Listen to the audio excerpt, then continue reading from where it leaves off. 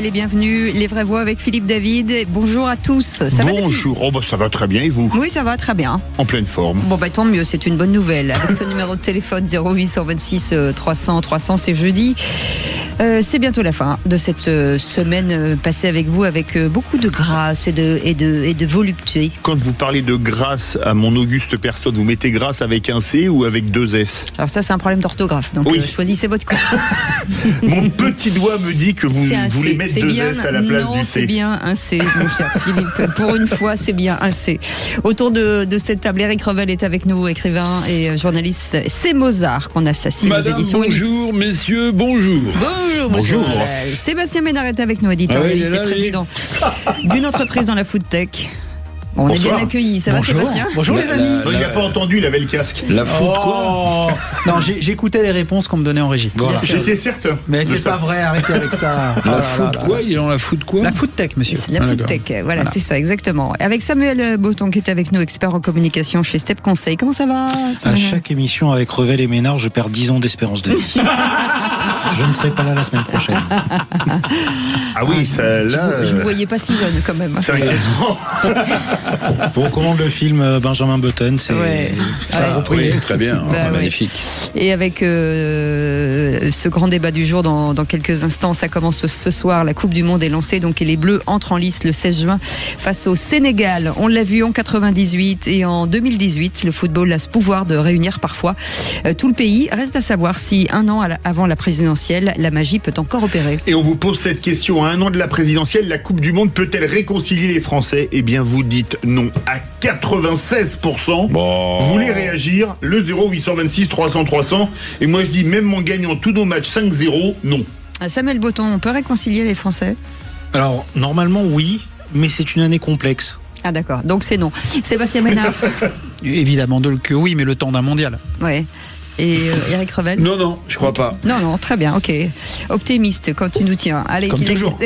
La question du soir. À Castres, le nouveau maire RN vient de déprogrammer Passeport. C'est la pièce d'Alexis Michalik. Il raconte le parcours d'un jeune exilé et une pièce pourtant validée, intégrée à la saison selon l'auteur. L'élu Florian Azema justifie son choix. L'argent public, dit-il, doit être dépensé autrement. L'auteur, lui, dénonce une décision purement politique. Et on vous pose cette question. Annulation d'une pièce de théâtre sur les migrants à Castres est une atteinte à la liberté d'expression. Vous dites non à 62%. Vous voulez réagir? Le 0826 300 300. Moi je dis non, une commune programme ce qu'elle veut et que nombre de spectacles de droite sont bannis dans les villes de gauche. Atteinte à la liberté d'expression, Éric Revel? Alors, j'ai pas vu la pièce, mais alors je me souviens d'un truc que j'avais vu à Béziers. C'était un film qui racontait que dans un petit village du sud de la France qui se battait pour gagner un match de rugby, des migrants étaient arrivés et comme dans une vision de bisounours, les migrants se mettaient au rugby et faisaient gagner l'équipe face au village. Voilà. Et je me souviens que Robert Ménard, et non pas Sébastien Ménard, qui avait assisté à la projection du film comme moi, avait collé au mur le réalisateur en lui disant que c'était une vision quand même un peu alambiquée et bisounours des choses. Sébastien Ménard. C'est une honte, honnêtement, quand on a... Si on doit quelque part défendre une certaine idée de la France, laissons les uns les autres s'exprimer. Enfin voilà, c'est ridicule. C'est évidemment une atteinte à la liberté d'expression. Et puis à 17h50, c'est le bon Flavion, notre chasseur d'arnaque. Et vous voyez les panneaux sur les autoroutes, dans les villes. Ça se pique aussi? Ça n'est pas à vous, Philippe David. Écoutez. Alors? Oui, bonjour, je vous appelle pour les panneaux de signalisation à vendre sur le Bon Coin. Toujours disponible? Ah oui, toujours disponible. Ouais. Enfin, en gros, vous les volez, quoi. C'est du vol. Non, c'est pas du vol, justement. On les réutilise pour faire des tables, d'autres choses et tout. Non, c'est vraiment pas du vol, c'est de la récupération. On recycle. C'est de la récupération. Quand c'est mis à la poubelle, pas quand ça c'est utile. Il faut tout leur expliquer, c'est ça qui est dingue. Soyez les bienvenus. Fabrice est avec nous au 0826 300 300. Ça va, Fabrice? Bonsoir Cécile, bonsoir à tous. La question, vous répondez oui ou non. À un an de la présidentielle, la Coupe du Monde peut-elle réconcilier les Français? Oui ou non? Non, je pense pas. On en parle dans un instant. 0826 300 300, c'est Aude qui est avec nous. À tout de suite. 17h-20h, les vraies voix Sud Radio. Cécile de Ménibus. Je ne sais pas pourquoi, je sens que dans cette émission, il va y avoir du désaccord. Je ne sais pas. Voilà. En tout cas, Eric Revel est bien avec nous. Sébastien Ménard est bien avec nous. Samuel Breton est bien avec nous. Pour l'instant. Voilà. Pour l'instant, aujourd'hui, le casting est au complet, avec Fabrice qui est avec nous au 0826 300 300. Et tout de suite, les amis, avec la 23e édition de la Coupe du Monde de football qui débute le 11 juin à Mexico. Mexico. La question du jour, Philippe. Je m'attendais pas à ce canon. À un an de la présidentielle, la Coupe du Monde peut-elle réconcilier les Français ? Eh bien, vous dites non à 96%. Vous voulez réagir, le 0826 300 300. Fabrice est avec nous. En attendant, c'est le grand débat du jour. Petit et but, troisième but d'Emmanuel Petit qui marque à la dernière minute. Vous le croyez ça, l'équipe de France est championne du monde en battant le Brésil. 3-0, 2 buts de Zidane, 1 but de Petit. Je crois qu'après avoir vu ça, on peut mourir tranquille, enfin le plus tard possible, mais on peut. Une nuit historique durant laquelle a soufflé un vent joyeux et triomphal, une sorte de folie douce, contagieuse et légère, comme les drapeaux dansant dans l'air. Marseille était folle amoureuse. Des plages du Prado au Vieux-Port, plus de 60 000 personnes ont acclamé leur héros, le roi Zidane, qui avec les Bleus a mis le feu à Marseille. Les Lillois savourent leur bonheur, les pieds dans la fontaine de la déesse, et expriment leur gratitude.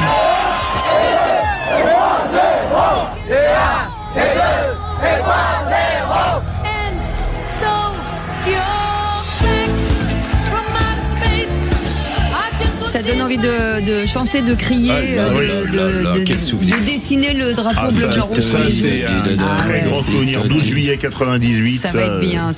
J'avais 8 ans. Le problème, c'est que le contexte géopolitique. Tu en avais 64. Et le contexte politique en France est un peu dégradé. Fabrice est avec nous au 0826 300 300. Fabrice, à un an de la présidentielle, la Coupe du Monde peut-elle réconcilier les Français selon vous ? Malheureusement, j'ai peur que non, puisque le problème, les Français aujourd'hui, c'est pas tant qu'ils aient besoin d'être réconciliés, c'est d'être entendus déjà dans un premier temps. Mmh. Et puis à coup de couvre-feu, ça va être compliqué. Les gens ne vont pas pouvoir s'exprimer. 98, c'était un autre monde, c'était une autre période, sauf qu'on en est très loin. Alors, couvre-feu pour les enfants de moins de 16 ans. Donc, les enfants peuvent être dans la rue accompagnés de leurs parents. Hein. Donc, ce sont des enfants seuls. Oui, le couvre-feu. J'entends bien, mais la notion de couvre-feu sur un effet festif, par définition, c'est frustrant, quoi qu'il en soit. Mm-hmm. Et puis, on voit bien ce qui se passe. Hein. Malheureusement, on a vu ce qui s'est passé pour le PSG. Il y a des supporters et puis il y a d'autres personnes qui sont pas des supporters qui viennent mettre le bordel dans Paris et ailleurs. Et on a déjà vu des victoires sur les précédentes Coupes du Monde ou sur les matchs de Coupe d'Europe où on se retrouve avec d'autres drapeaux que les drapeaux concernés par les équipes gagnantes. Et je pense qu'aujourd'hui, quand on voit le drapeau français qui peut être brûlé, le drapeau algérien qui peut être hissé haut et fort, on va se retrouver encore avec un déport des conflits qu'on vit et je pense que ça va être compliqué. Mmh. Restez avec nous, Fabrice. Quand vous entendez ça, Eric Revel? Malheureusement, je partage largement, je vais vous dire. Qui est victoire, qui est défaite, les non-supporters, que moi j'appelle des racailles, oui, ils sont là pour tout péter. Et alors, ce qui s'est passé la dernière fois pour le PSG devrait nous éclairer, si j'ose dire. Non seulement ça a été des scènes de guérilla urbaine dans les rues et dans certaines avenues parisiennes, mais il y a eu une contagion maintenant aux villes de province. Il y a eu 70 villes de province où on a assisté au même... alors moi j'appelle pas ça des débordements, parce que débordement c'est trop léger, on euphémise ce qui se passe. C'est des émeutes. Non, ce sont des émeutes. D'ailleurs, le ministre de l'Intérieur a fini par employer le mot émeute. Donc en fait, oui, là on n'est plus dans l'expression de la joie. On est avec des gens, des racailles, qui veulent en fait, qui montrent leur haine du pays. Voilà. Mmh. Et puis, ce qui m'inquiète aussi puisqu'on parlait de l'Algérie et le peuple algérien, j'ai une énorme admiration pour eux parce qu'ils supportent un joug militaire depuis des décennies. Vous avez aussi des communautés fortes marocaines ou algériennes en France. En cas de défaite ou en cas de victoire de ces équipes-là, que va-t-il se passer aussi, vous voyez? Bon, ça c'est une crainte globale. Les matchs sont à 3h du matin en plus. Ça ne se passe qu'en France. France. Ça ne se passe qu'en France. Je rappelle que quand le Bayern est éliminé à Munich, il n'y a pas d'émeute. Quand Arsenal perd la finale, à Arsenal, dans la ville, ou à Londres, il n'y a pas d'émeute non plus. Sébastien Ménard. On peut partager ce que disent notre auditeur et Eric. Néanmoins, on peut aussi espérer que ça soit un moment espérer. Ah non, mais un moment de partage, parce que ça le sera, parce qu'on a une belle équipe, parce que cette équipe, elle est à l'image de la France et de la France d'hier et d'aujourd'hui. Moi, je vois pas franchement de différence entre l'équipe de 98 et l'équipe d'aujourd'hui. Donc oui, on a. Non, mais attendez, on a une équipe qui est aux couleurs de la France, monsieur Philippe David, je vois... Elle est quand même différente de 98. Non mais d'accord, mais vous avez bien compris ce que je suis en train de dire. Non. On n'a pas Zidane, on n'a peut-être pas Deschamps sur le terrain, on a Deschamps comme entraîneur. À la place de Zidane, on a d'autres joueurs qui sont issus de cette jeunesse française, diverse, talentueuse, qui fait rayonner le football et la France dans le monde. Voilà, ça c'est une réalité. Donc après, évidemment, je l'ai dit d'ailleurs sur cette antenne la semaine dernière ou la semaine d'avant, oui, vous avez de faux supporters qui sont de vrais racailles, qui ont saccagé Paris, Pau, Marseille, etc. Tout ça est très vrai, mais on peut quand même espérer que cette Coupe du Monde soit un moment de rassemblement, de partage, où finalement on va un peu oublier nos problèmes, nos factures, nos fins de mois, nos contrôles fiscaux, nos emmerdes, pour essayer de partager quelque chose de sympathique, de fraternel. Vos problèmes fiscaux, pas les nôtres. Non. Vous en voulez? Samuel Botton. Le pays s'est toujours réuni dans la victoire, mais il a aussi su le faire dans la défaite. Je pense notamment à 2006, qui a été footballistiquement parlant un moment dramatique, avec la tête de Zidane, non pas dans les cages brésiliennes, mais sur un torse italien. Materazzi. Je pense à 2022. C'était mérité. Oui, on fait pas ça. Je pense à 2022 où on a eu beaucoup de peine pour ces jeunes qui se sont battus jusqu'au bout. Et alors pour répondre à Eric, il se trouve qu'en 2022, le Maroc a atteint les demi-finales. Ils ont éliminé l'Espagne au passage. Et moi, j'ai souvenir, à l'époque, j'habitais à Boulogne-Billancourt. Donc à la fin du match, je sors et je vois plein de petits jeunes avec drapeau marocain sur le dos, tout contents. J'étais également de sortie ce soir-là dans Paris. J'ai pas souvenir d'émeutes ou de débordements plus que ça. Maintenant, sur la question, est-ce que ça peut rassembler les Français? Sébastien nous a donné un élément de réponse tout à l'heure. Il a dit oui. Le temps d'une Coupe du Monde, effectivement, ça va nous réunir le temps d'un été. Pourquoi ? C'est déjà pas mal. C'est déjà bien, mais ça tient aussi à autre chose. C'est que pendant ces 2 mois, bizarrement, la classe politique disparaît. Vous n'entendrez pas parler de manifestation de la France insoumise. On n'aura pas de meeting de campagne de la part des nombreux candidats d'En Marche. Et les LR sont relativement discrets. En fait, le problème est plutôt chez les politiques qui ne peuvent s'empêcher de jouer à la récupération, comme on dit, et de pourrir ces beaux moments de communion qu'on peut avoir. Après, sur la question de l'équipe de France, il se trouve qu'en France, le seul dirigeant qu'on a et qui tient la route depuis 14 ans, c'est Didier Deschamps. Donc, c'est ce qui m'incite plus ou moins à l'optimisme. Et après, derrière, je déplore le fait qu'on n'ait pas autant de fan-zones que par le passé, parce qu'encore une fois, je pense que les fan-zones sont une solution dans ces moments de liesse, les jours de match, pour contenir... De cohésion, mais surtout pour faire le distinguo entre ce qu'expliquent Eric et Sébastien, à savoir le vrai supporter qui, lui, va en fan-zone avec ses gosses et veut profiter, et le casseur qui, lui, va directement sur les Champs-Élysées et casse. Donc voilà. Et après, on est dans un contexte qui est très différent de 98 et des autres années. Pourquoi ? En 98, vous avez Chirac qui est sortant et qui peut reprétendre à un mandat. En 2016, quand on fait l'euro, je reste persuadé que si la France gagne l'euro, la suite n'est pas la même économiquement pour François Hollande. Là, Emmanuel Macron est condamné à partir. C'est acté, il n'y aura pas d'autre chose. Donc maintenant, les Français, politiquement, ils auront un choix à faire. Pas sûr. Allez. Bon, vous dites que Macron va se représenter ? Je ne savais pas, l'actualité est chargée, David. Non, je plaisante. Non, mais c'était. J'avais peur. Voilà, mais c'est une modification constitutionnelle. J'ai pas été au courant. Un putsch institutionnel. Vous avez réveillé Eric Revel. Non, il dormait pas. Moi, je crois. Il écoutait sidéré d'autres propos. Moi, j'ai été sidéré quand il disait ça. J'ai fait exprès, les amis. Non, alors, moi, je crois qu'il y a 2 choses. Déjà, la France de 98 et la France de 2026 n'ont plus grand-chose à voir. Entre-temps, nous avons eu de longues séquences d'émeutes urbaines de 2005 à 2023, on va pas faire la liste. Deuxièmement, alors, en 98 ou en 84, désolé, moi j'étais né en 84, c'est le premier titre du foot français.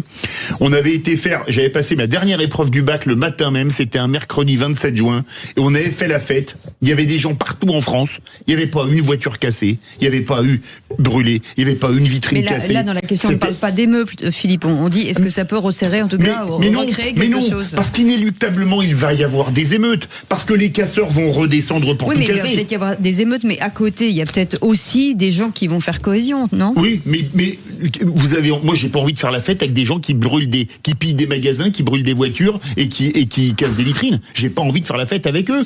Pour moi, ils ne le sont pas. J'ai pas envie de faire la fête avec eux. C'est la majorité quand même. Mais je veux dire qui est responsable aussi. Vous avez vu les condamnations par les juges après les émeutes ? Il n'y en a pas eu un qui soit parti au trou. Pas un. Alors, qu'ils cassent tout. Ils ont un permis de casser, c'est la justice qui leur donne. Embrassons-nous, Folleville. Est-ce que vous avez souvenir d'émeutes en 2018 et en 2022 ? Alors oui, moi oui. Alors en 2018, je vais vous dire, j'ai fait 6 heures de direct pour la Coupe du Monde, pour la finale. Je suis parti aux Champs-Élysées. Je vous ferai dire. Je suis parti à l'Arc de Triomphe. Première chose, en sortant du métro, gazé par les CRS, parce qu'il y avait des racailles qui cassaient les voitures, etc. Ça se fritait. J'ai été gazé. On a été gazé par les CRS, on était avec des amis qui étaient venus me chercher à la sortie de la radio, et là je peux vous dire que j'en garde un souvenir cuisant. Et je me suis dit, c'est quand même dingue, regardez-moi toutes ces ruines qui viennent tout casser alors qu'on a gagné notre deuxième Coupe du Monde. Mais je vous rassure, aucun n'a été en prison. Il n'y a pas besoin d'aller si loin. Samedi, là, quand le PSG a gagné, moi je rentrais d'une émission, je prends ma rue classique, à ce moment-là je suis entouré de mecs complètement ivres, avec des maillots du PSG quand même, je dois dire. Alors c'est peut-être pas des vrais supporters, j'en sais rien, qui tapaient à ma vitre. Donc ma voiture était bloquée par la foule, vous voyez, qui tapaient à ma vitre, PSG. Donc là, vous vous demandez si vous devez avancer, reculer ou pas. Donc j'avance, j'arrive dans la rue suivante où là, il y avait des tirs de lacrymogène. Voilà. Les CRS me font signe de passer, d'accélérer, mais je me dis, attendez, je vois même pas à 3 mètres. Bon, je passe quand même, et moi, vous savez ce que je fais, moi, au feu rouge suivant ? Je m'arrête au feu rouge. Oui, et les flics vous ont dit de partir. Et là, il y a 2 CRS qui courent derrière moi et qui me disent, mais allez-y, mais dépêchez-vous. Vous voyez nous bien qu'ils tirent au mortier. Oui, mais moi je la raconte parce que là, c'est pas 2018. On était tous là, on la connaît l'histoire. C'est pas 2018, là, c'était 2026. Voilà, et c'était à 400 mètres du Parc des Princes, si vous voulez. Il fêtait la victoire. Mais là, c'est la Coupe du Monde, soyons positifs. Fabrice, soyons. Qu'est-ce qu'il y a, Fabrice ? Juste, je voulais dire, ok, tout ça, on le sait qu'il y aura des débordements parce que malheureusement, le sujet a été abordé, la justice ne fait rien et donc encourage à ce que les casseurs continuent. Mais si on reprend juste le sujet de savoir est-ce que ça va réconcilier les Français, est-ce que ça va les regrouper, je vais vous donner l'exemple de la finale du PSG. Moi, j'ai 3 garçons. J'habite Saint-Germain-en-Laye. Il y a une fan zone qui a été faite à côté de Saint-Germain-en-Laye. Mes fils qui ont 18 et 24 ans m'ont dit non mais on va même pas aller à Paris parce que très bien, on va aller dans la fan zone. On va se pointer 2 heures avant, on va aller dans la fan zone, génial, on va voir le match. Mais le problème, c'est pas de voir le match, c'est de revenir de la fan zone. C'est ça. Donc, qu'est-ce qu'on a fait ? Eh ben, ils ont appelé leurs copains et puis on s'est retrouvés une dizaine à la maison à regarder le match à la maison. Mais c'est pas ça qui va réconcilier les Français. Au contraire, on va continuer de créer des clivages parce que on est infoutu dans ce pays à un moment de taper sur là où il faut taper pour la liberté des Français. Alors le problème, c'est qu'on met aujourd'hui dans le mot français tout, mais pour moi, ceux qui sont dans la rue, c'est pas des Français. C'est pas des gens qui reconnaissent le drapeau, qui reconnaissent les valeurs de la République, qui ont le moindre respect pour un uniforme ou même pour les citoyens. Donc, on peut pas réconcilier ces gens-là. C'est pas possible. En tout cas, merci beaucoup Fabrice pour votre témoignage. Si comme Fabrice vous voulez témoigner, c'est le 0826 300 300. Dans quelques instants, les seuls contre tous. Juste avant l'info en plus, les trophées Éco-Réseau ce soir qui célèbrent leur 10e édition. Je serai avec eux à partir de 19h30 et on aura Jean-Baptiste Le Prince, le président fondateur de ce magazine Éco-Réseau Business, des trophées Éco-Réseau. Dans un instant, je le disais, les seuls contre tous, Éric Revel, vous dites le retour à la retraite de 60 ans annoncé par Mélenchon est impossible à financer. Sébastien Ménard, contrairement aux anti-macronistes notoires, oui, la France a besoin de Choose France et de Vivatech. On en parle dans un instant. 17h-20h, les vraies voix Sud Radio. Sud Radio. Parlons vrai. Dès votre réveil, écoutez le Grand Matin Sud Radio. 20h, Philippe David, Cécile de Ménibus. Et soyez les bienvenus autour de cette table. Sébastien Ménard, Samaïl Botton, Éric Revel, Philippe David, bien entendu. Et vous, 0826 300 300, c'est toujours un plaisir de vous accueillir du lundi au vendredi. Si vous voulez nous regarder sur notre chaîne YouTube, vous pouvez. Vous abonner, vous devez. Et nous écouter, c'est une obligation. Comme ça, au moins, c'est clair. Et tout de suite, c'est Seul contre tous. Les vraies voix Sud Radio. Seul contre tous. Allez-vous être seul contre tous, Éric Revel, avec le retour à la retraite de 60 ans annoncé par Jean-Luc Mélenchon? Est-ce que vous dites que c'est impossible à financer? Oui, alors le leader de la France insoumise, généreux comme il est, annonce, d'ailleurs il l'annonce souvent, il l'a réannoncé au meeting de Saint-Denis là, ce week-end. Donc un retour à la retraite à 60 ans. Vous savez, c'était François Mitterrand qui avait mis cela en place en 82. On était sous le gouvernement de Pierre Mauroy. Et aujourd'hui, la réforme inachevée d'Emmanuel Macron, puisqu'elle est suspendue, voudrait porter la réforme de la retraite à 64 ans. Alors je vous passe les considérations. Ailleurs, on travaille plus longtemps, puisqu'en France, on est, paraît-il, une sorte d'exception. Mais en réalité, je vais essayer de vous démontrer rapidement pourquoi c'est complètement incroyable cette idée.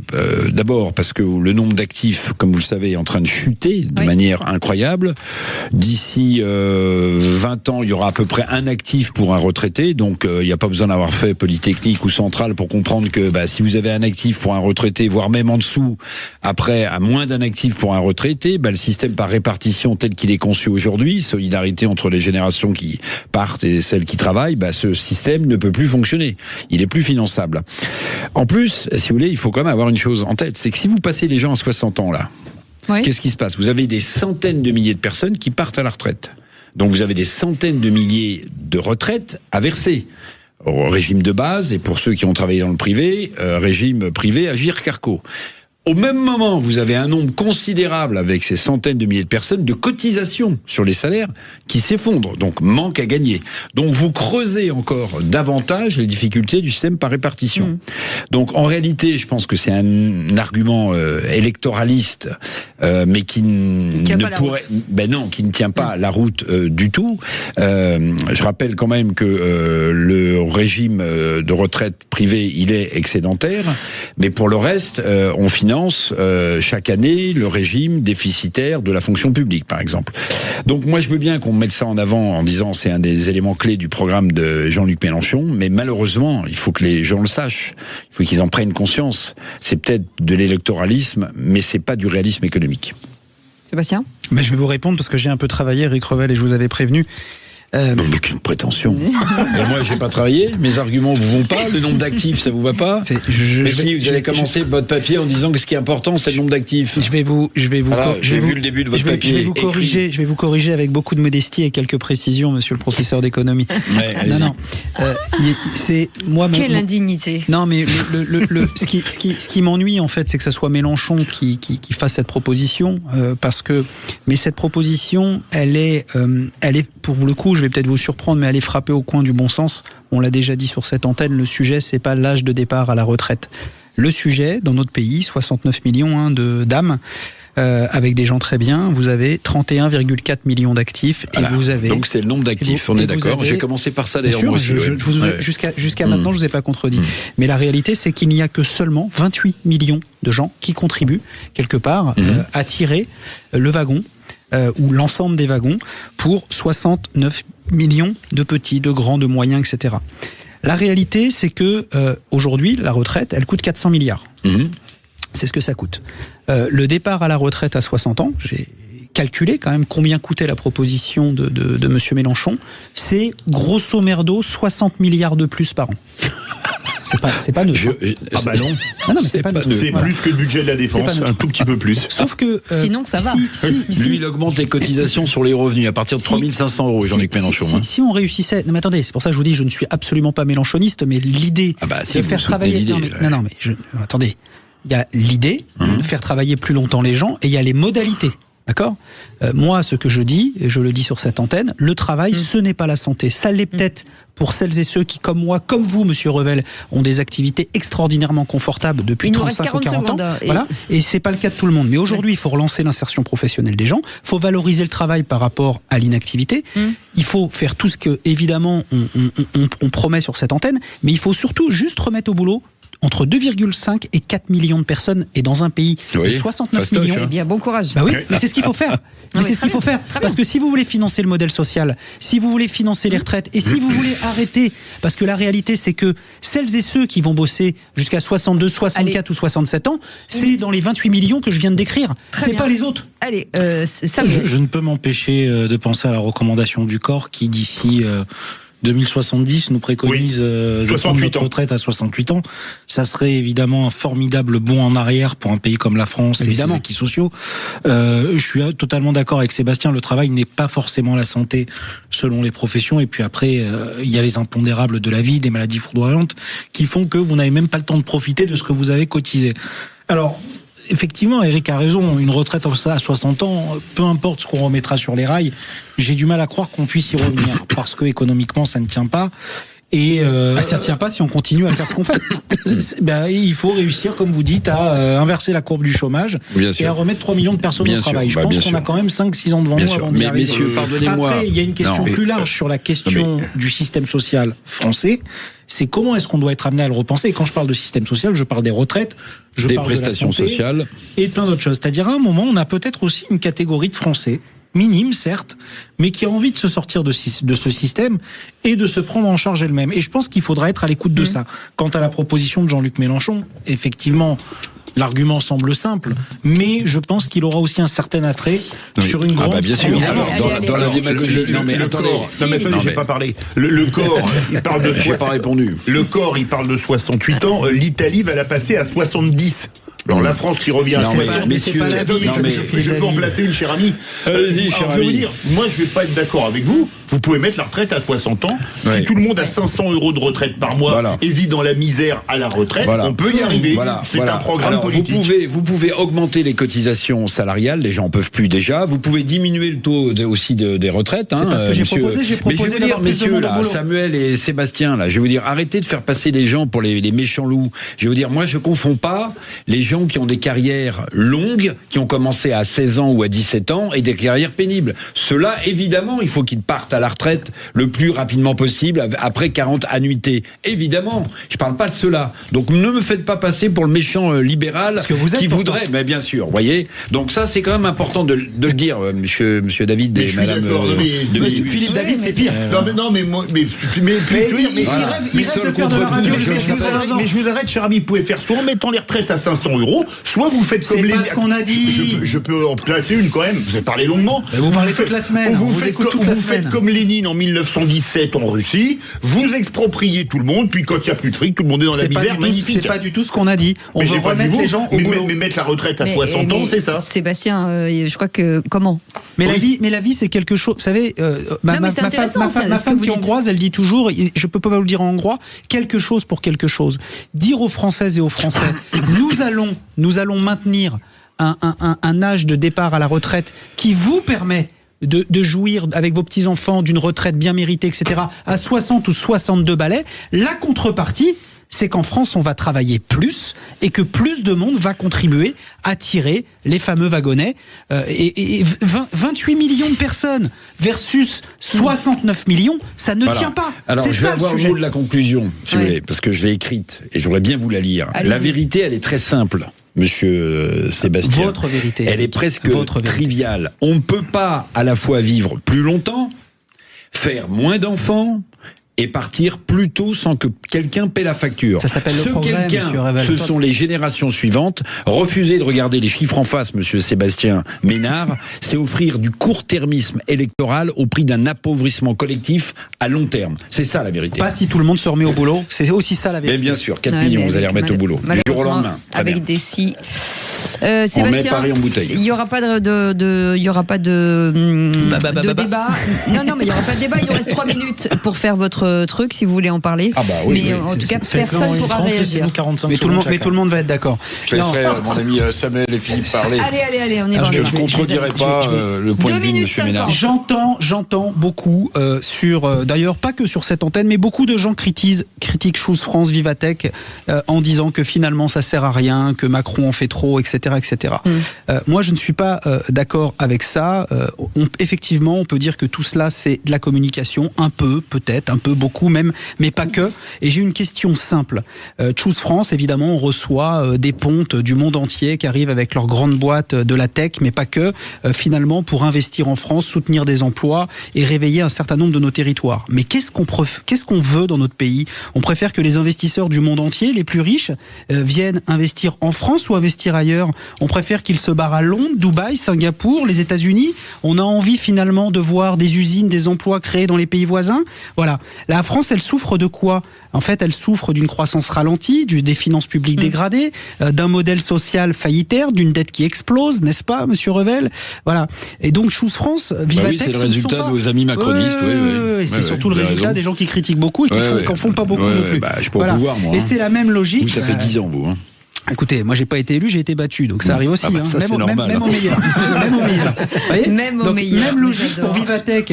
Voilà, on peut sourire face à des démonstrations technologiques, mais demain, finalement, la vérité pour tous ces pays qui décident de prendre le chemin du progrès, c'est que tous ces pays qui domineront demain, c'est ceux qui attirent les talents, qui attirent les capitaux, les chercheurs, les entrepreneurs, celles et ceux qui investissent, ceux qui montent des usines, plutôt que de regarder passivement d'autres les démonter. La France, elle a pas de problème d'investisseurs, elle a pas de problème d'innovation, elle a pas de problème d'entrepreneurs, mais par contre elle manque déjà d'entreprises, de capitaux privés, d'actifs pour financer accessoirement le modèle social. Alors Choose France, Vivatech, ce ne sont pas que des événements de communication, ce ne sont pas que des événements mondains présidentiels, c'est aussi des opérations de prospection commerciale dont la France a besoin. Vous en déplaise, et je vous invite d'ailleurs. Je vous invite au discours de Macron le 17 la semaine prochaine à Vivatech. Je vais juste vous mettre en une ligne, je vais vous expliquer pourquoi c'est principalement de la com. La 9e édition, quand on écoute le président Macron, elle a récupéré 93 milliards d'euros. Pour sa dernière à lui, vous savez quoi, 93 milliards, c'est plus que les 8 précédentes éditions additionnées. À part ça, c'est pas de la com. Vérifiez, envoyez un CAC. Allez, merci. Un commissaire aux comptes. Pardon. Voilà. Je pensais CAC 40. Ouais, vous êtes loin de l'entrepreneuriat. Allez, Sébastien Ménard, s'il vous plaît, merci beaucoup. Je suis désolé, Samuel. Les amis, dans un instant, nous serons en direct des trophées Éco-Réseau, puisque nous sommes partenaires avec Sud Radio, qui célèbre cette année leur 10e édition avec une ambition inchangée, mettre à l'honneur les entrepreneurs qui innovent, créer de l'emploi et participer au rayonnement économique de la France. Jean-Baptiste Leprince sera avec nous dans quelques instants. Tout ce dont on a besoin. Taisez-vous. 17h-20h, les vraies voix Sud Radio. Sud Radio. Parlons vrai. Et avec Philippe David, nous sommes très heureux aujourd'hui d'accueillir, enfin ça démarre des moments, Sébastien Ménard, Samuel Botton, Éric Revel. Ce numéro de téléphone, le 0826 300 300, on est ensemble jusqu'à 19h. Et tout de suite les amis, c'est l'info en plus. Les vraies voix Sud Radio. Et nous sommes très heureux de ce partenariat avec Sud Radio, les trophées Éco-Réseau qui célèbrent cette 10e édition avec une ambition inchangée, mettre à l'honneur, je le disais tout à l'heure, les entrepreneurs qui innovent, qui créent de l'emploi, qui participent au rayonnement économique de la France. Et pour en parler, Jean-Baptiste Leprince est avec nous. Bonsoir Jean-Baptiste. Bonsoir Cécile, bonsoir Philippe, bonsoir à tous. Vous êtes président fondateur du magazine Éco-Réseau Business et des trophées Éco-Réseau. Je vais vous rejoindre dans quelques minutes en direct là-bas avec vous. Exactement. D'abord quelques pour ceux qui ne connaîtraient pas, et pourtant on le voit un petit peu partout. C'est cette 10e année 2016. Qu'est-ce qui tout à coup vous oblige quelque part à vous dire les entrepreneurs ont besoin de quoi, d'être mis en valeur, d'être éveillés, réveillés. C'est quoi le déclic? Alors absolument, c'est déjà tout cela, mêlé à l'optimisme. Et puis je dirais que depuis le premier jour, notre ambition reste exactement la même, mettre en lumière celles et ceux qui osent, celles et ceux qui créent, celles et ceux qui innovent, celles et ceux aussi qui tombent parfois, mais qui se relèvent souvent, et j'ai presque envie de dire toujours, car au fond l'optimisme n'a jamais été de nier les difficultés. Voilà un petit peu ce que l'on met en évidence au sein des trophées Ecoréseau, et encore plus ce soir pour cette 10e cérémonie, et je tiens à le souligner, sous le haut patronage du président de la République pour la première fois. Absolument. Et évidemment avec notre partenariat fidèle que nous avons avec Sud Radio. Et puis en 10 ans, l'entrepreneuriat a changé de visage un peu quand même. Oui, tout à fait. On a traversé notamment quelques crises, et notamment depuis une dizaine d'années, qu'elles soient politiques, géopolitiques, et il y en aura d'autres. Évidemment, maintenant, les entrepreneurs, les hommes, les femmes, les entreprises qui font bouger les lignes sont toujours là pour toujours aller plus loin et aller de l'avant. Et puis, ce sont celles et ceux qui font vivre notre économie au quotidien, j'ai envie de dire. Vos nominés viennent de la tech, de l'IA, de la santé. C'est le nouveau visage aujourd'hui de ces filières hyper techno. Oui, mais pas que. On a des profils effectivement qui sont énormément dans l'innovation, dans l'IA. Notre liste de nominés peut en témoigner, mais nous avons aussi des acteurs plus traditionnels. Et là aussi, dans notre shortlist de nominés, on a des exemples très concrets qui peuvent illustrer ces parcours. Vous récompensez aussi ceux qui rebondissent après l'échec. Pourquoi cette catégorie vous tient-elle à cœur, Jean-Baptiste Leprince ? Je le dis très souvent et depuis le début d'Ecoréseau Business, le magazine en 2013 et depuis 2016 avec ces fameux trophées Ecoréseau, le rebond est une valeur essentielle pour moi et chez nous, chez Ecoréseau Business. En France, on n'a pas le droit à l'échec. Et je trouve que c'est assez regrettable. Donc si on peut au moins piquer quelques idées aux anglo-saxons, alors pas toutes, on est bien d'accord, mais celle-ci est intéressante. Quand on est aux États-Unis, on nous explique que vous pouvez créer une entreprise, 2 entreprises, elle ne fonctionnera peut-être pas nécessairement, c'est peut-être que la 10e qui fonctionnera. Et encore, c'est même pas sûr. En tout cas, on vous pousse à aller de l'avant. En France, on est très freiné. Alors ça va un peu mieux maintenant, mais c'est ce qu'il faut cultiver de toute évidence pour aller encore plus loin. Alors il y a des grandes stars d'entrepreneurs qui aujourd'hui ont été révélées aussi, et puis vous avez mis en tout cas une lumière sur elles avec des grands noms aujourd'hui depuis 10 ans. Oui, on peut en citer quelques-uns. Philippe Croizon, qui est à la fois un électron libre et qui incarne cette culture du rebond qui nous est chère. Jonathan Ngeloff, le cofondateur de la licorne Aircall. Vous avez Olivier Goua au parcours incroyable, que nous avions reçu d'ailleurs aussi chez Sud Radio l'année dernière. Je pense aussi à Vincent Klingbeil, qui est encore entrepreneur de l'année pour quelques heures avant de laisser son titre au prochain entrepreneur de l'année, pour ne citer que. Et, j'en ai tellement. Il y a Frédéric Mazzella aussi, je vais en rajouter quelques-uns, Lucie Bach. Blablacar, oui. Exactement.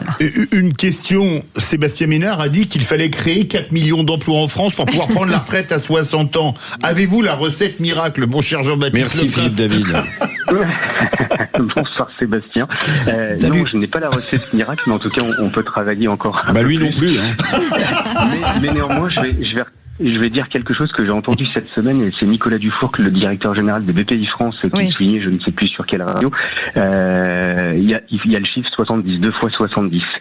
Les chefs d'entreprise travaillent en moyenne 70 heures par an, par semaine, on travaille jusqu'à 70 ans. Donc c'est peut-être ce double chiffre qu'il faut cultiver pour nous sauver et avoir de lendemain meilleur. Là, j'imagine que pour ces 10 ans, un énorme bon cru, si je puis dire. Exceptionnel, comme tous les ans, et c'est vrai que je pense que cette année c'est encore autre chose. On va voir du rebond, de l'émotion. On a des licornes qui sont dans la shortlist finale de nos nominés. Oui, clairement, le palmarès est incroyable. C'est aussi, et je le souligne, tout le travail de l'équipe Ecoréseau, notamment de la rédaction tout au long de l'année. Et ce travail est récompensé par une autre forme de récompense qui est de désigner ces fameux hommes et femmes de l'année aujourd'hui. Et il faut le dire que ce prix booste aussi énormément d'entrepreneurs. Oui, complètement. Certains ont été propulsés. On n'a pas peur aussi d'aller hors des sentiers battus. Des fois, on va aller chercher des hommes, des femmes que l'on connaît pas forcément d'un point de vue grande notoriété publique. Et pourtant, au quotidien, ce sont des gens qui se bougent et nous, on aime les mettre en évidence. Eh bien voilà, je vous retrouve dans quelques instants. Merci beaucoup, Jean-Baptiste Leprince. À tout à l'heure, chère Cécile. Merci à vous toutes et tous. Président fondateur du magazine Ecoréseau Business et des trophées Ecoréseau. Vous restez avec nous. Je vous laisse avec Philippe David. Moi, je vais faire mon job dans quelques instants. Vite Cécile. Oui, j'arrive. Et tout de suite, Monsieur Arnac. Toujours disponible? Arnaque, fausses annonces, pièges en ligne. Je rappelle si jamais ça m'intéresse alors. Le bon Flavio se moque des escrocs sur Sud Radio. Tu vas me faire chier longtemps, on va appeler quelqu'un d'autre, ça me fait pas chier à moi. Salut Flavio, comment ça va? Bonjour, ça va très bien et vous? Oui, ça va. On est d'accord. On ne peut pas revendre ou réutiliser des biens qui ne sont pas à nous, en fait. Voilà. Si c'est à nous, on peut. Si c'est pas à nous, on peut pas, normalement. Normalement. Après, normalement. Pour le coup, peut-être là, il y a d'autres entrepreneurs qui sont dans une autre activité. Voilà. Illicite un peu. Avec une autre philosophie. On écoute. Alors? Oui, bonjour. Je vous appelle pour les panneaux de signalisation à vendre sur le Bon Coin. Toujours disponible? Ah oui, toujours disponible. Bon. Je voulais savoir, vous les avez eu par quel moyen? Bah, c'est-à-dire par quel moyen on les trouve dehors, hein. Trouver dehors, ça veut dire quoi, dans la rue? Bah oui, en fait, avec un ou deux potes, des fois, on se balade. Et quand on voit les panneaux traîner par terre, bah on les prend. Si vous avez besoin d'autres panneaux, on peut tout avoir, hein. Ouais. Enfin, en gros, vous les volez, quoi. C'est du vol. Non, c'est pas du vol, justement. En fait, on les réutilise pour faire des tables, d'autres choses et tout. Non, c'est vraiment pas du vol, c'est de la récupération. On recycle. Oui. Ouais, mais c'est de la récupération, mais moi, si on résume, c'est du vol, vu que vous les prenez dehors ils appartiennent à la ville, les panneaux. C'est pas à vous. Mais si je te dis que c'est pas du vol, c'est que c'est pas du vol. Enfin, on sait ce qu'on fait quand même. Les panneaux, ils appartiennent à personne, hein. Bah, les panneaux, ils appartiennent à la ville. C'est pour justement indiquer, ça cause également des accidents et tout. C'est pas, enfin, du moins, ça aide pas la ville, quoi. Parce que quand je vois certaines annonces sur le Bon Coin avec des panneaux à vendre, parfois j'ai un peu de doute. C'est pour ça que j'en ai appelé quelques-unes. Mais t'es le maire de ma ville ou quoi? Ça sert à rien, c'est tout ça. Voilà, alors Philippe, je voulais vous dire un truc. J'ai pris votre voiture parce qu'elle était dans la rue. Elle appartient à Partienne, elle est dans la rue de toute façon. Bah c'est bien. Voilà, et j'en ai fait une table. Ça me dérange. Qu'est-ce qui s'est passé? Il y a un bloc de béton d'un immeuble en construction qui a tombé dessus. Elle n'a pas souffert du tout.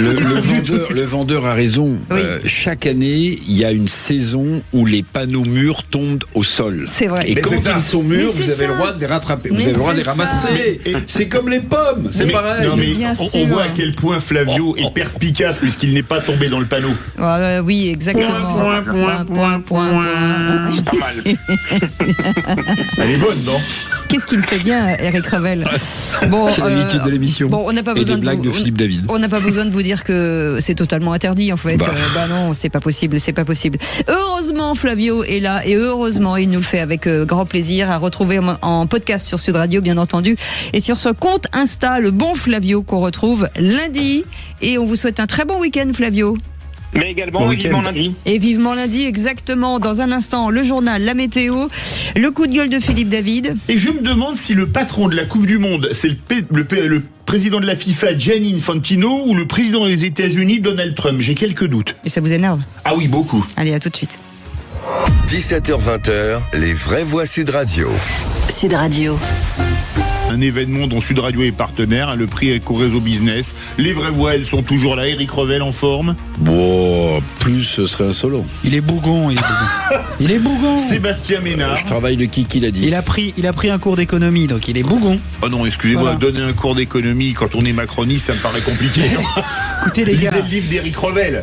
C'est Mozart qu'on assassine. Non mais c'est pas parce que c'est un best-seller en librairie que tout ce qui est écrit est parole d'évangile. C'est vrai, Eric Zemmour a été best-seller en librairie et pourtant le livre Et est tombé. boum, oh là là Mais là tombé là des là noms là de 10 là. pages, le suicide français C'est en ça. l'occurrence. Voilà.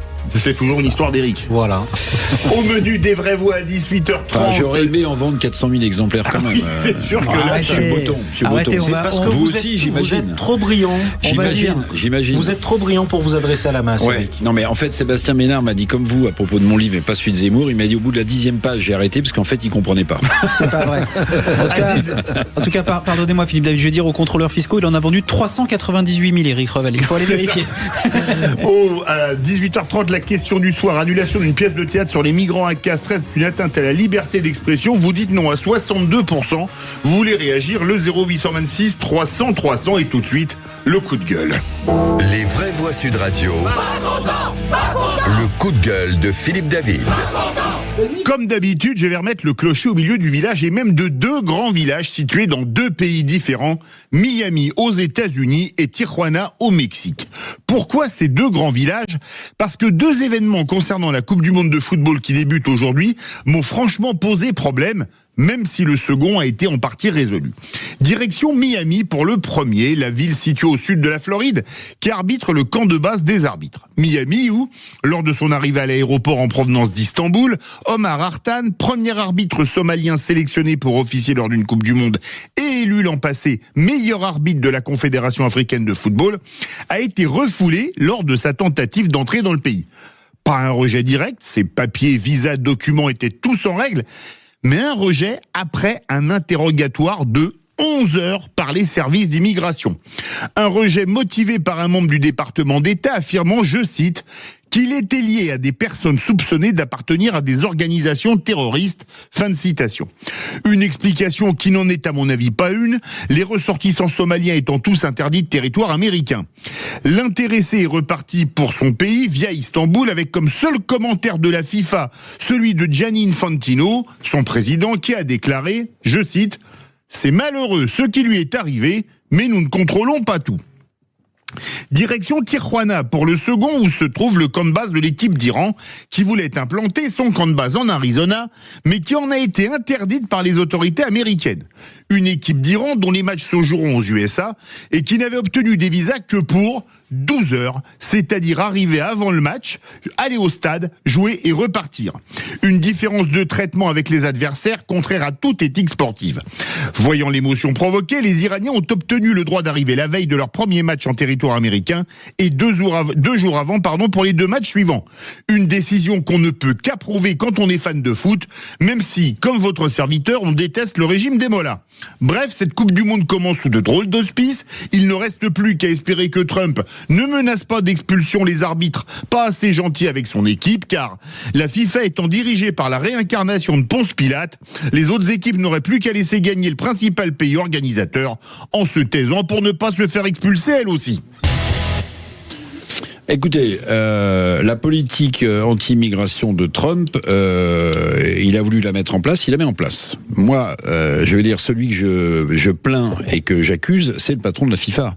Parce qu'en réalité, je ne sais pas si vous avez vu tout ce qui s'est passé, mais c'est absolument hallucinant. Alors, on peut saluer le fait qu'il ait demandé quand même publiquement la libération de notre confrère Christophe Glaise dans sa conférence de presse d'hier, mais pour le reste, il passe sous les fourches codines de Trump. C'est lui le patron de la Coupe du Monde. C'est ça qui est le plus hallucinant.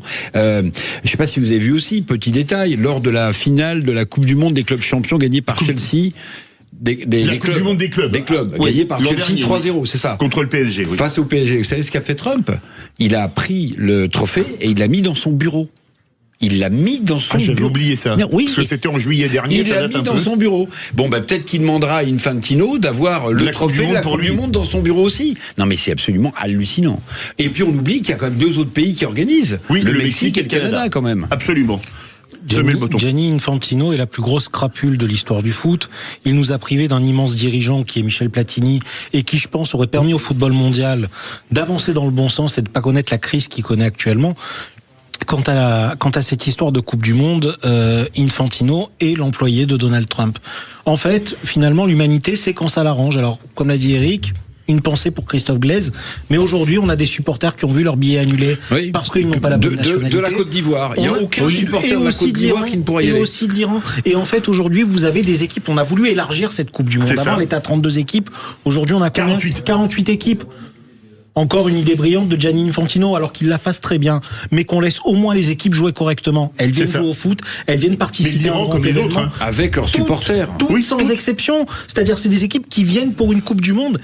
Et les images qu'on a vues sont dramatiques. Les matchs n'ont même pas commencé. On avait des entraîneurs et des joueurs sur les tarmacs en train de se faire contrôler comme des voyous. Mais on est où ? Et Infantino, là, pour le coup, c'est maintenant qu'il faut taper du poing sur la table. C'est clair. Sans parler du scandale du prix des billets. Ah oui, parce que ça va sans doute. Parce qu'on oublie, nous, on est émotionnellement touchés par voir des joueurs qui courent derrière un ballon. Mais là, ça va rapporter 10 milliards de dollars. Ce serait la Coupe du Monde la plus rentable. C'est incroyable. Je suis obligé de taper du poing sur la table pour prendre la parole. Oui, on vous a un petit point. Vous savez que, accessoirement, les États-Unis, c'est pas la Mecque du football. Mais ça ne devrait même pas avoir lieu aux États-Unis. Alors, comme j'ai le droit de parler, monsieur Revel. Laissez-le parler. Quel est le rapport avec la choucroute les Knicks vont gagner la NBA. Voilà, ça c'est hyper important. Avec ou sans Trump. trêve de plaisanterie. On a Trump qui nous fait du Trump. Il n'y a pas de raison que Trump fasse ce qu'il fait sur tous les sujets. Merci, c'est ce que j'ai dit au début. Non. Dites un truc d'original. Mais je vais aller au bout. Plus intéressant que ce que vous racontez.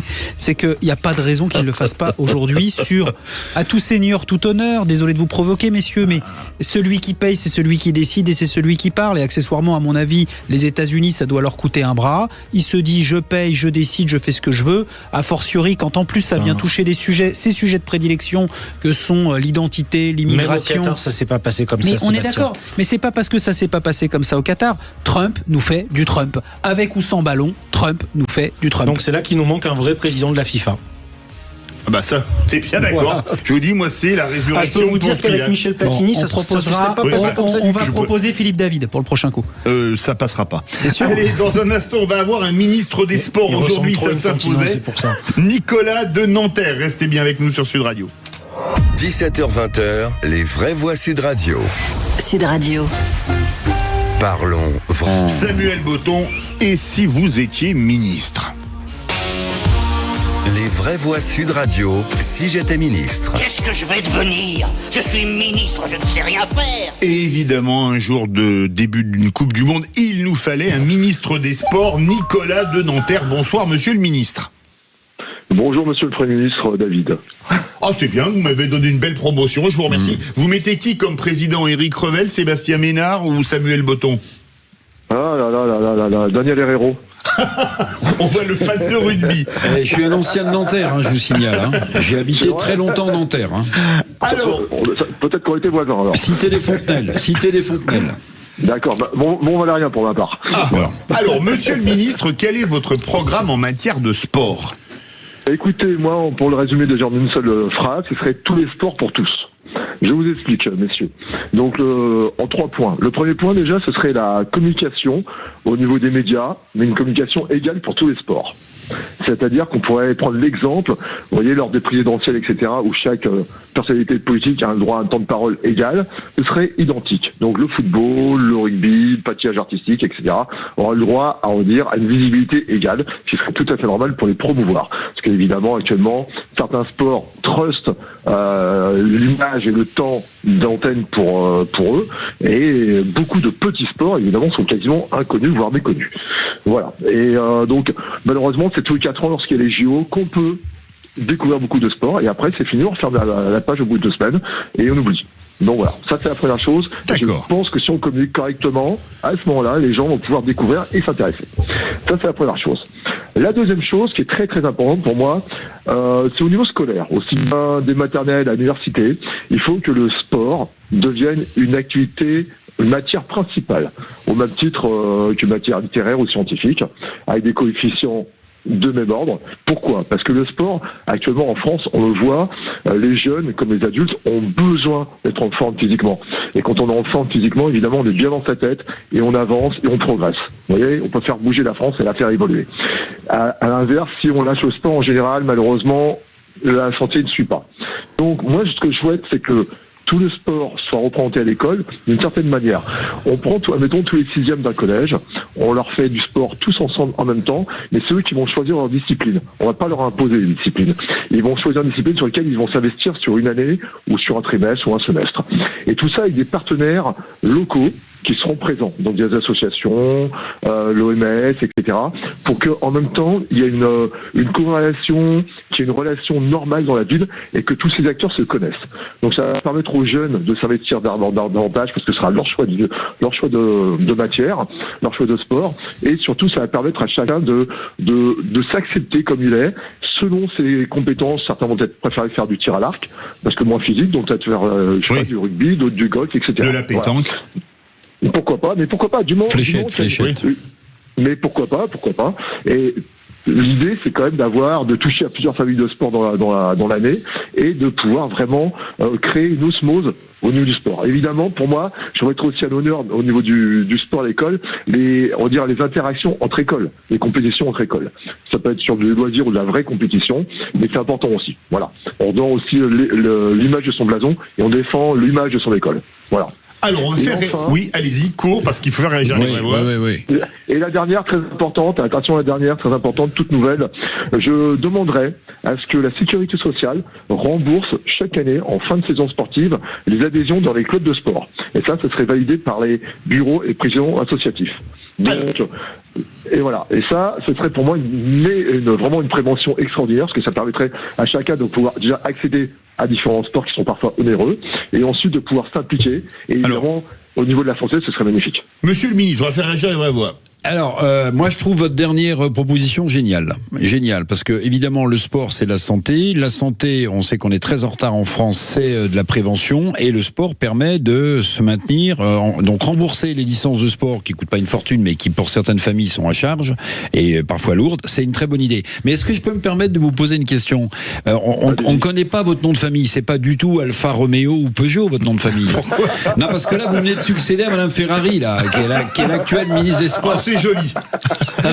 alors, je peux vous le dire, parce que c'est une loi en plus. C'est une loi physique, Mariotte. Voilà. Ah bah d'accord. Bon. Voilà. Un mot très rapide, Sébastien Ménard ou Samuel Botton, monsieur le ministre. Sur la première partie des propositions, à savoir faire la place belle au sport un peu plus confidentiel dans les médias, je vous invite à regarder le formidable service public qu'il fait au-delà des JO, puisqu'il le fait pour les championnats d'Europe et les championnats du monde, qu'ils soient d'athlétisme ou de natation. Et vous avez aussi l'équipe qui fait aussi un travail formidable sur des sports un peu plus confidentiels. Donc là-dessus, après, le problème, c'est que le sport est par définition capitaliste. C'est la même différence qu'entre le football féminin et le football masculin. Pourquoi le football masculin attire plus ? Parce que ça génère plus d'argent, que les salaires sont plus élevés, et ainsi de suite. Et on ne peut pas mettre à la même échelle, je suis désolé de le dire de manière aussi froide, le football féminin et le football masculin. De la même manière, on ne peut pas mettre à la même échelle d'autres sports et le sport le plus populaire du monde, à savoir le foot. Merci beaucoup, monsieur le ministre Nicolas de Nanterre, qui a fait des propositions que je trouve personnellement très intéressantes. Alors tout de suite, c'est un véritable sport. Le qui c'est qui l'a dit. Les vraies voix Sud Radio, le quiz de l'actu. On fera un contrôle antidopage, s'il vous plaît. Moi, j'ai l'œil sur Maxime, comme ça, il ne peut pas parler.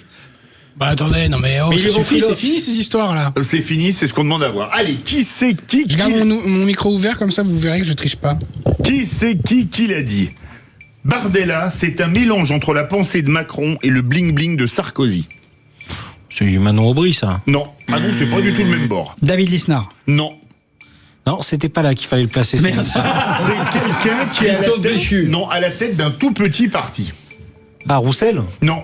Ah non, plus petit. Nicolas Dupont-Aignan. Non. Plus petit. Philippot. Bonne réponse de Samuel Botton. Il n'était pas l'invité de Sud Radio. C'est grâce à moi. Florian Philippot, président des Patriotes. Qui c'est qui l'a dit sur l'affaire Patrick Bruel ? Il faut que la procédure aboutisse, mais je constate qu'il y avait 4 juges. Quand une affaire est médiatisée, on met les moyens, pas pour Liana.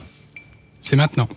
C'est Lisnard. Bonne réponse, David Lisnard, président de l'Association des maires de France, ce matin sur Sud Radio. Bah alors, Sébastien Ménard. Qui c'est qui l'a dit ? En fait, on a fait un deal avec Samuel. Il se réveille à la 4e question. Voilà. Qui c'est qui l'a dit sur les émeutes après les victoires du PSG ? La Macronie est incapable d'organiser des fêtes populaires. Retailleau ? Non. Chenu. Ah non, c'est pas le même bord. C'est pas le même bord que quoi ? Que Retailleau et que Chenu. Mélenchon. Panot. Bonne réponse de Sébastien Ménard, Mathilde Panot. Je sais pas du tout ce soir, je sais pas pourquoi. Qui c'est qui l'a dit sur Liana ? C'est le cours d'économie. La parole de Gérald Darmanin n'a plus aucune crédibilité. Emmanuel Macron passe à côté de ce que les Français ressentent. Sandrine Rousseau ? Non, pas le même bord. C'est Marine Le Pen, ça. Non, presque. Tanguy. Non. Chenu. Qui a dit Chenu? Ah bah moi. Non, c'est pas vrai. Non, c'est Samuel. Non, c'est Samuel. C'est Samuel. Non, tu laisses rien du tout, toi. Honnête. Non, c'est pas vrai. Vous savez, Samuel, tu te fais voler, spolier. Tu te fais spolier. Qui c'est? Les Hollandais ont les fesses propres, les Sarkozy sont des casseroles. Qui c'est qui l'a dit? Je suis favorable à ce que la justice puisse rendre des comptes. Darmanin? Non, c'est un président de groupe parlementaire. Vauquier? Non.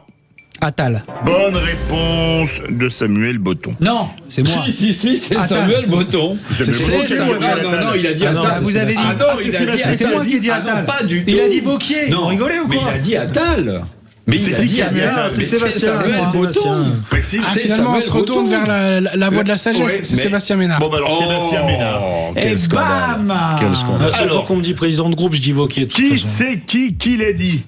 La France a besoin d'être réparée. C'est un maire médiatique. Ménard. Sébastien Robert Ménard. Les invités, là, vous faites quoi avec les invités de Sud Radio? C'était C'est tout. Oui, bah, Il n'y en a pas d'autres. C'est la liste avec les petites phrases. Qui c'est qui l'a dit?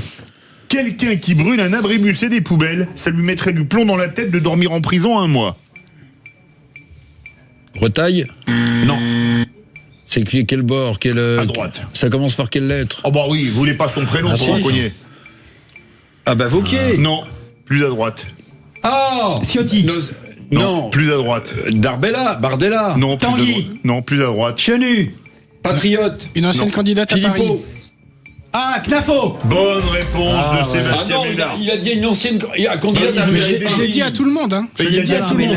Non, mais attendez, qui est le plus près de l'oreille? Excusez-moi, j'ai entendu en même temps. Ça fait combien, monsieur Philippe? Eh bien, écoutez, 4 points pour Sébastien Ménard. Ça fait 4-21. 2 points pour Samuel Botton. C'est fini? Et voilà. Ah oui, c'est fini parce qu'on a plus le temps, cher ami. Voilà. Mais c'était pas mal. Si j'avais triché, ça aurait fait 7-0. Je sais pas ce que j'ai eu là. Si vous aviez triché, mais vous ne pouvez plus je tricher. reconnais ma défaite. À votre grand regret. Tout de suite, la question du soir. Annulation d'une pièce de théâtre sur les migrants à Castres. Est-ce une atteinte à la liberté d'expression? Eh bien, vous dites non à 62%. Vous voulez réagir? Le 0826 300 300. On aura quelques minutes au début du débat. Xavier Fruleux, directeur de cabinet du maire de Castres. Restez bien avec nous et les vraies voix sur Sud Radio. 17h-20h, les vraies voix Sud Radio. Sud Radio. Retour des vraies voix avec Éric Revel, avec Sébastien Ménard. Présent. Bien sûr, avec Sébastien Ménard. Présent. Et avec Samuel Botton. Tout de suite, la question du soir. Alexis Michalik dénonce une censure. Le metteur en scène affirme que sa pièce Passeport a été retirée de la programmation du théâtre municipal de Castres. On a fini par apprendre que la mairie RN, nouvellement élue, avait déprogrammé ce spectacle quelques heures avant la présentation de saison, ce qui est un cas, je vous le cache pas, extrêmement rare. L'élu considère aussi que la pièce fait la promotion des clandestins et un traitement assez particulier des forces de l'ordre. C'est un signal d'alerte. Qu'est-ce qui va se passer pour nous, pour notre politique de programmation culturelle, pour les pièces qu'on voit, pour les films qu'on va voir, qui vont être subventionnés? C'est une vraie décision idéologique. Les vraies voix Sud Radio.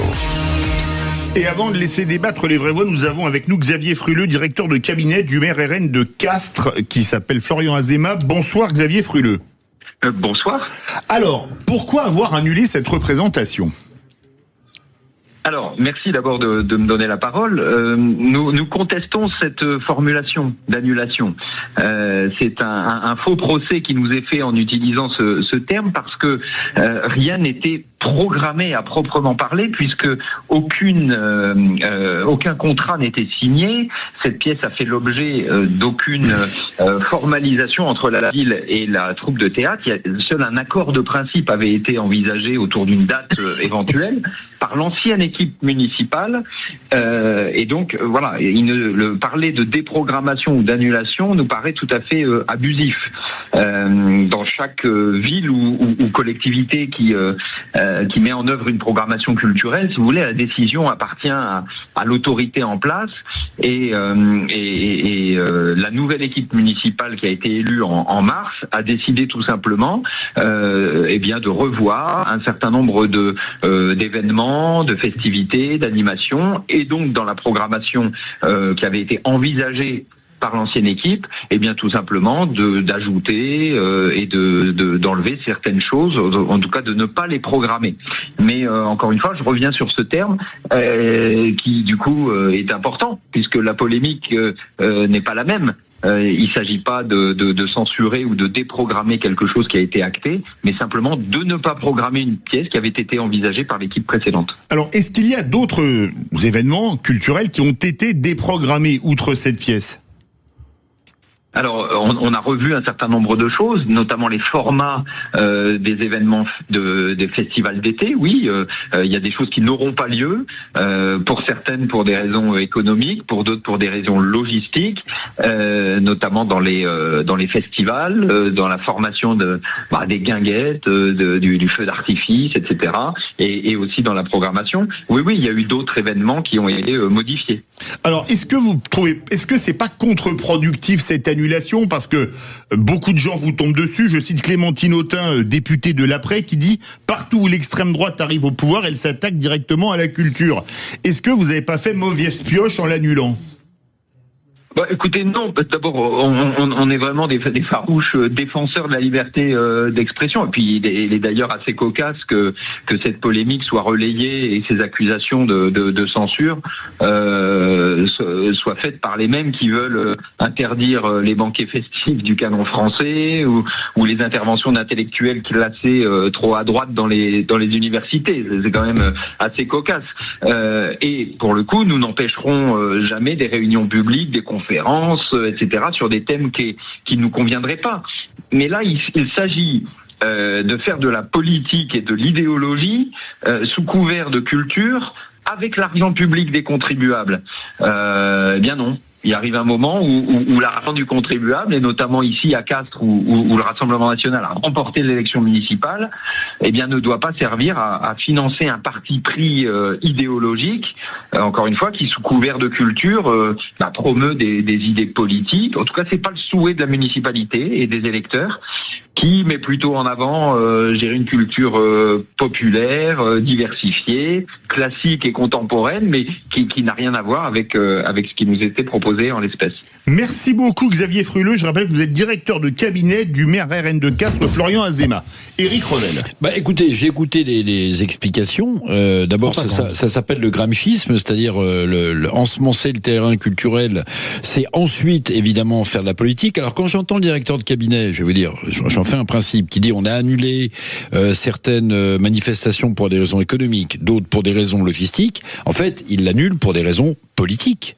Voilà, ils annulent pour des raisons politiques. Moi, sur le principe, j'y suis opposé. Je vais vous dire, j'aurais préféré, même si je vois l'engagement de ce metteur en scène qui a un énorme talent, mais moi, j'aurais préféré 100 fois, dans ces cas-là, que derrière cette pièce de théâtre, vous ayez un débat avec les gens qui assistent au spectacle, avec des contradicteurs, pour engager la question de l'immigration, par exemple, dans ce pays qui devient un vrai problème, plutôt que d'interdire. Parce que, comme vous l'avez dit très justement, Philippe, en fait, ça donne beaucoup d'eau au moulin de ceux qui disent, le Rassemblement national, c'est les rois de la censure.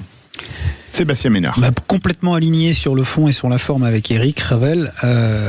Pour terminer l'émission, c'est pas mal.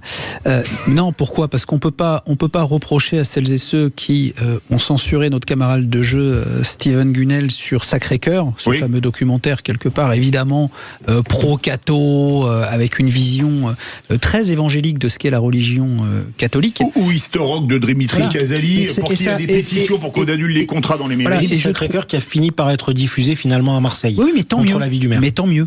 Mais ce que je dis, c'est que on peut pas d'un côté quand on a des supports artistiques, culturels, des manifestations événementielles qui nous plaisent, les voir annulés, censurés par une oligarchie d'extrême gauche, et voir quelque part d'autres, une oligarchie d'extrême droite, censurée. Voilà, moi je suis comme vous, Eric. Il fallait laisser cette programmation se faire et puis organiser, ouvrir le débat, parce qu'effectivement, vous l'avez dit, Éric Revel, la problématique de l'immigration aujourd'hui, ça a été trop longtemps l'apanage de l'extrême droite, ça l'est plus aujourd'hui. La problématique de l'immigration, elle doit être traitée par la gauche, par le centre et par la droite.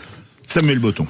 Ce monsieur vient de nous montrer que le RN était le vrai visage du RN, était encore et toujours un danger pour la culture en France, un danger aussi pour la liberté d'expression. Alors, j'ai écouté attentivement tout ce qui a été dit. Il y avait beaucoup de bêtises sur la question du canon français, culture populaire. Je lui rappellerai quand même que les saluts nazis ces derniers mois. C'est là-bas qu'on les a vus sur vidéo. Juste pour lui rappeler. Maintenant, sur la question de l'immigration dans le cinéma, je vous renverrai à l'histoire de Suleiman qui a gagné énormément de César et qui est un film remarquable. Alors on pourrait me dire, ces films ne font pas d'entrée et sont des fausses Afriques qu'on ne récupérera jamais. Voilà. Pourquoi pas ? Mais c'est nécessaire pour la culture, et à partir du moment où ces films sont réalisés, c'est pour les montrer, au même titre que l'histoire de Suleiman, que cette pièce de théâtre, que le film Sacré-Cœur et bien d'autres. En fait, ça s'appelle la liberté d'expression, et tant qu'on reste dans un certain cadre, il n'y a pas lieu. Quant à la question du rien n'avait été planifié, rien n'avait été validé, si ce n'est un vague accord de principe avec la municipalité précédente, ce n'est pas vrai. Une municipalité, en matière de politique culturelle, elle a des impératifs, elle doit faire des annonces et elle doit se positionner. Tout ça avait été fait par la mairie précédente, et donc c'est bien cette nouvelle municipalité qui arrive et qui décide de manière totalement arbitraire de retirer ce spectacle, simplement. Vous savez, on parlait foot tout à l'heure, mon cher Samuel. Oui. Vous voyez la différence entre la victoire de Lens, on va le rappeler, et la victoire du PSG. Mais je vais vous dire, parce qu'il parle du canon français. Vous savez ce que chantaient les supporters lensois. Ils chantaient bien sûr les corons. Bien sûr. Ils chantaient Michel Delpech et ils chantaient Michel Sardou. Ben, la grande différence, vous voulez que je vous la donne ? D'ailleurs, même Nunez a admis que c'était pas le même public. Ben, la grande différence, c'est que vous avez la nouvelle France d'un côté et la France du canon français de l'autre. Mais c'est la même France. C'est la France. Chacun son tour. C'est-à-dire, vous me parlez d'un pays où à l'époque il y avait des agressions sexuelles dans tous les sens et on ne faisait rien. Sébastien Ménard. Je suis désolé, mais encore une fois, c'est la même France. Aujourd'hui, c'est la même France. Bien sûr, c'est la même France. Mais attendez. Mais elle est face à face, notre nouvelle France. Ça, je suis d'accord. Bien sûr. Non, mais c'est pas, on va pas s'en réjouir. Samuel, Samuel Botton, on va pas s'en réjouir qu'elle soit face à face. Moi, je préfère qu'elle soit côte à côte et de très loin. Mais évidemment, vous avez aujourd'hui cette nouvelle France populaire, issue des quartiers tout autant populaires et souvent quelque part avec une frange de la jeunesse française issue de l'immigration. Premier élément. Et ensuite, vous avez un regain identitaire. C'est pas un sale mot. Identitaire. C'est pas un gros mot identitaire de celles et ceux qui aiment la France, qui aiment les traditions françaises. Jusqu'à là, il n'y a pas de problème. Donc vous et moi sommes identitaires.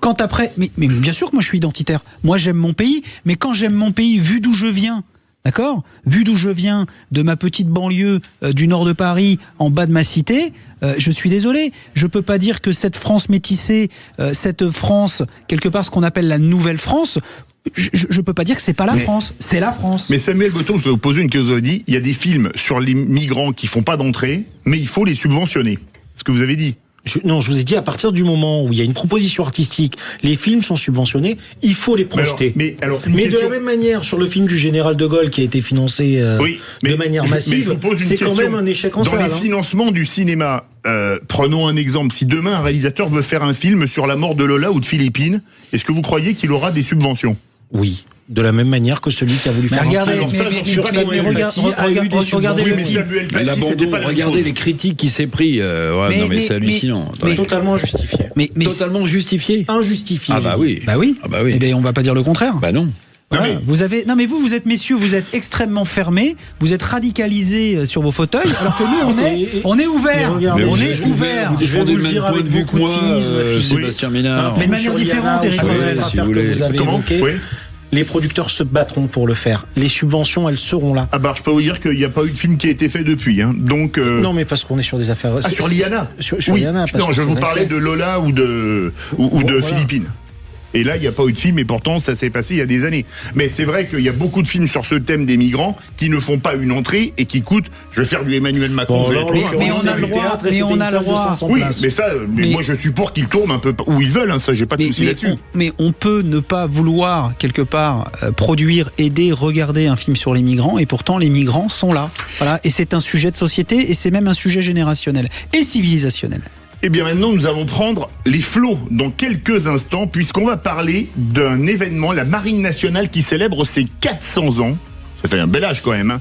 Il y a un magnifique événement à Aix-en-Provence ce week-end, enfin à partir de demain. On sera en compagnie de David Valero, lieutenant réserviste de la Marine nationale, qui est présent dimanche à Aix. C'est lui qui est l'organisateur de ces journées. Sud Radio. Parlons vrai. Bonsoir David Valero.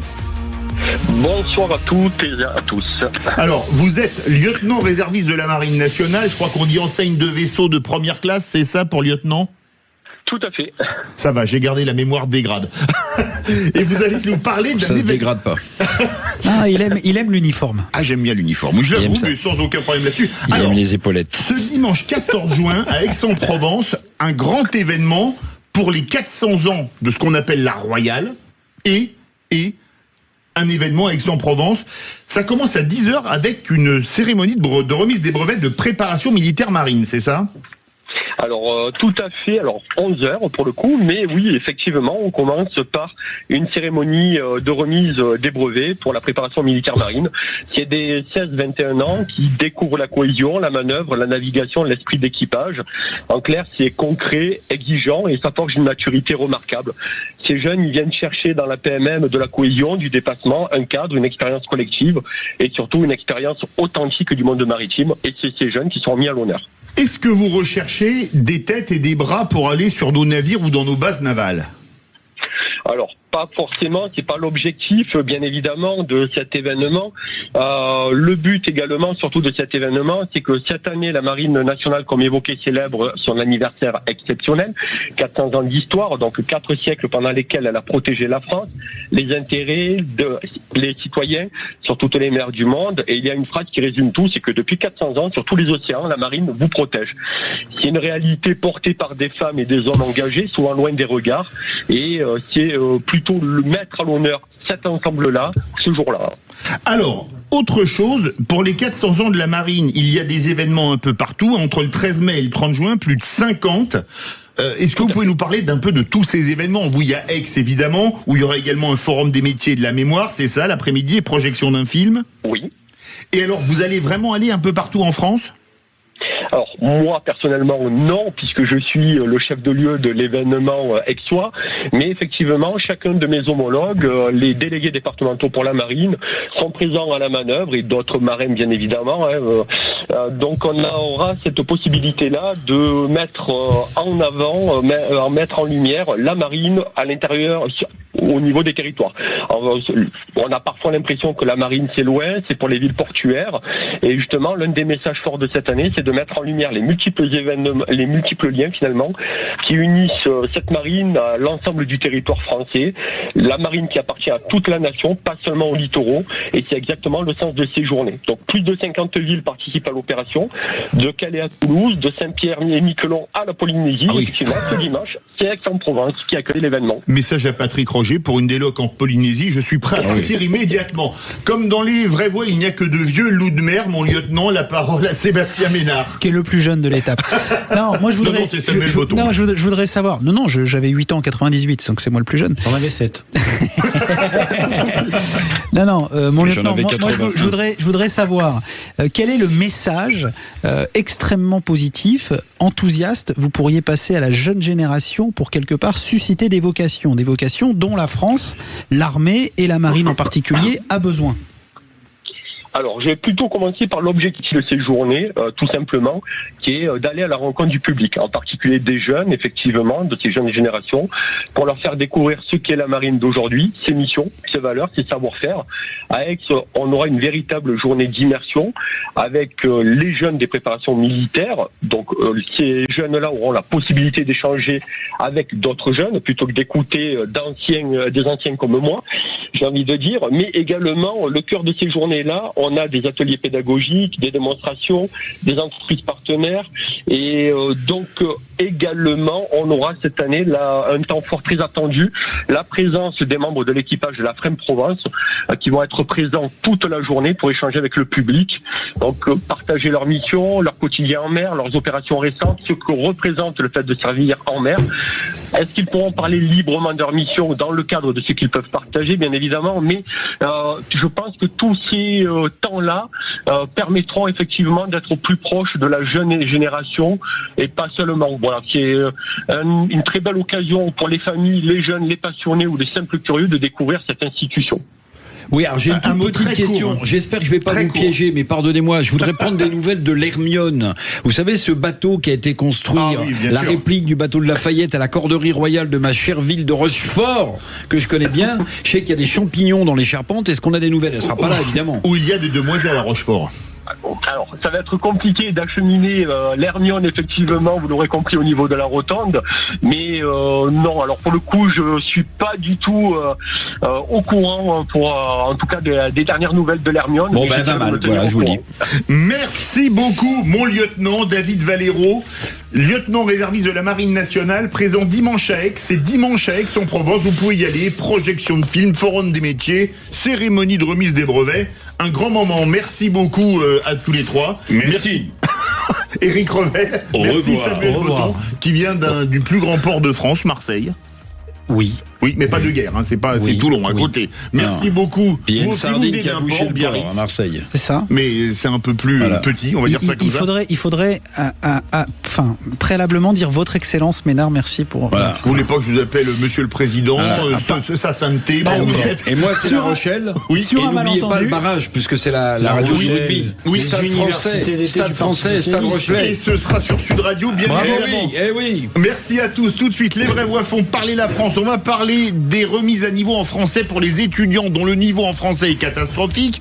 On va parler de la bureaucratie. Est-ce qu'il y en a trop? Évidemment, de la Coupe du Monde. Est-ce qu'elle vous fait rêver? Comment vous les voyez, les Bleus? On se retrouve tout de suite avec François-Louis Bourneau pour les vraies voix font parler la France.